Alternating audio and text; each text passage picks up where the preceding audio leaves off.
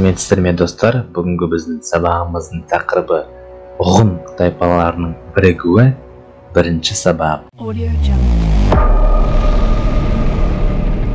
Ғұндар немесе хуннулар Еуразия тарихында маңызды орын алады.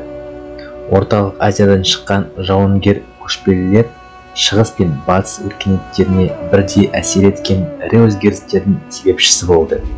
Ғұндар туралы ең көп мәліметтер Қытай авторларының еңбектерінде кездеседі.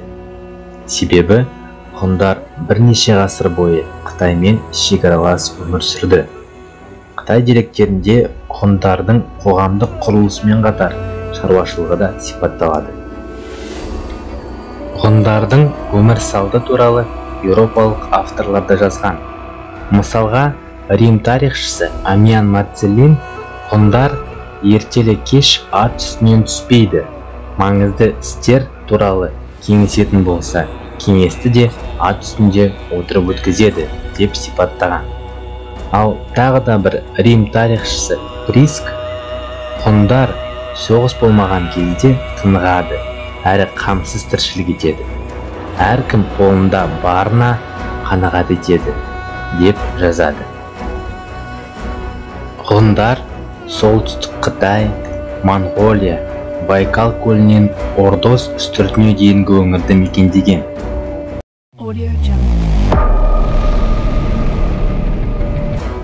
Ғұндар туралы мәліметтерді археологиялық қазбалар нәтижесінде табылған заттай деректерде де береді. Қазба жұмыс нәтижелері ғұндардың қола мен темірді өңдегенін, дөңгелекті арбаны пайдаланғанын дәлелдейді.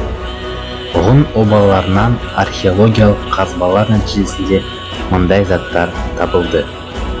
Жылқы, қой, ірі қара сүйектері, тары дәндері, темір орақ, киік, қабан, құлан, елік, қоян, түлкі сүйектері, құмыралар, өзелер, саптаяқтар, аңдар бейнеленген кілемдер, қашағаш ыдыстар, ат әбзелдері, әшекей бұйымдар, жібек маталар, айналар, нефриттен жасалған бұйымдар.